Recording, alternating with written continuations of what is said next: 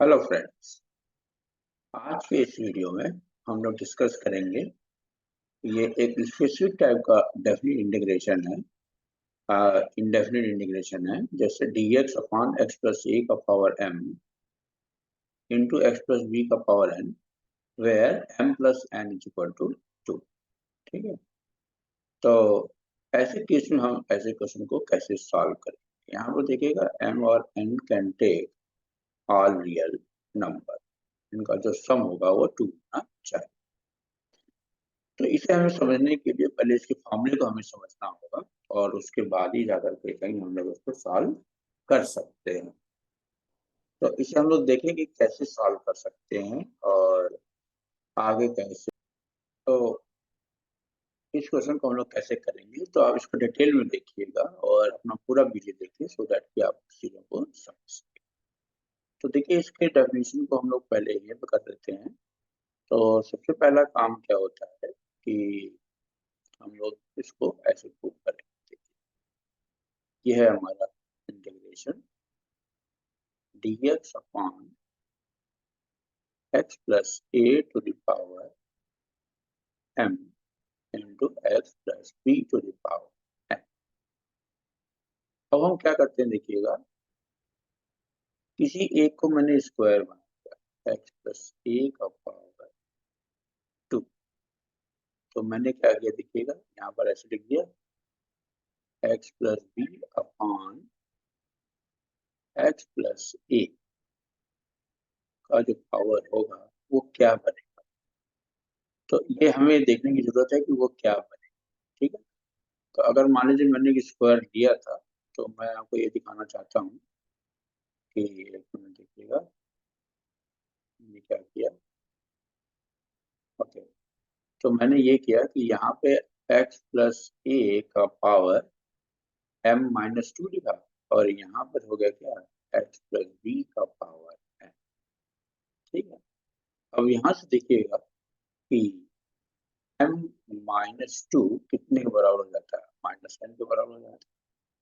तो मैं इसी इंटीग्रेशन को ऐसे लिख सकता हूँ, dx upon x plus a का पावर 2, और ये बन जाएगा, देखिएगा, x प्लस ए का power minus n into x plus b का पावर n।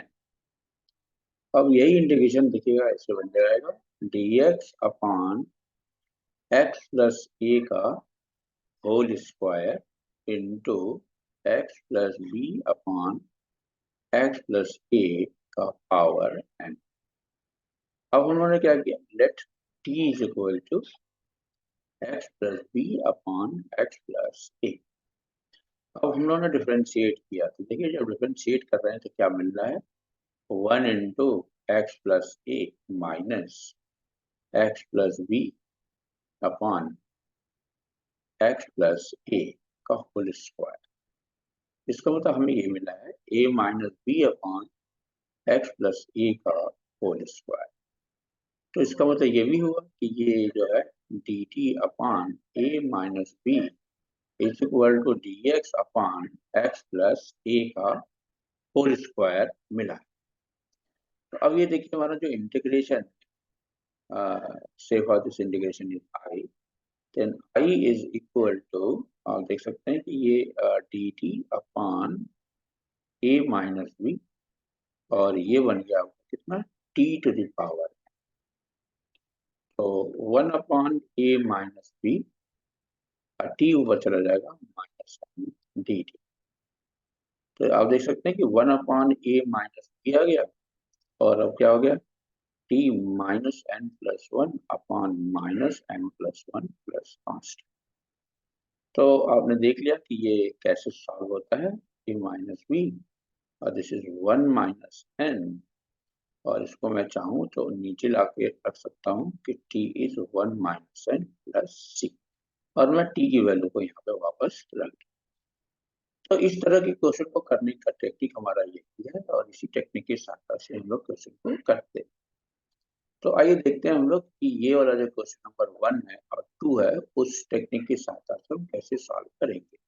तो अगर आप ये नहीं जानते हैं तो आपके लिए एक प्रॉब्लम होगा इसके तरह के क्वेश्चन को सॉल्व करना। इसीलिए आप जो है इसको देखिए ध्यान से। देखिए क्वेश्चन हम लोग ले रहे हैं कि dx upon x plus 5 and देखिएगा क्या है, x प्लस 5 का power 5/11 and x minus 7 power 5/11 और x माइनस 7 का पावर है 17/11। ठीक है, तो हम लोग क्या देखते हैं कि इनके जो पावर का सम है वो 2 के बराबर। देखिए 5/11 plus 17/11 that is equal to 22/11, यानी कि 2r। अब 2 आ रहा है तो हम लोगों ने क्या किया, देखिए dx, अब मैंने क्या किया कि x प्लस 5 को 2 लिखा और ये x माइनस 7/x प्लस 5 का पावर 17/11। ठीक है बच्चे, now let t is equal to x minus 7/x plus 5। तो हम लोग निकालते हैं dt। देखिए आ गया आपका x plus 5 minus x minus 7/x plus 5 का स्क्वायर इंटू डी। तो आप देख सकते हैं कि यहाँ पर क्या आने वाला है, 7 प्लस 5 यानी कि 12 आएगा। यहाँ पर 12 is equal to d x upon x plus 5 का होल स्क्वायर। तो अब हम लोग इंटीग्रेशन अगर करें यहाँ पर तो देखिए ये बन जाता है डी टी अपॉन 12 और t to the power 17/11। So 1/12 t to the power minus 17/11 d t. ठीक है, अब देखिए इसको करने के लिए हम लोगों ने क्या किया, 1/12 और टी का power minus 17/11 plus 1 upon minus 17/11 plus 1 plus c. अब हम लोग क्या करेंगे, सिंपली टी की वैल्यू को वापस रखें। अब इसी तरह से देखिए दूसरा क्वेश्चन है हम लोग के पास dx अपॉन, देखिए दूसरा क्वेश्चन है x माइनस 1 x माइनस 3। ये है x माइनस 1 और ये है x माइनस 3। तो आप देख सकते हैं कि इसको मैं ऐसे लिख सकता हूँ dx अपॉन x माइनस 1 का whole square into x minus 3 upon x minus 1, right. Now let t is equal to x minus 3 upon x minus 1।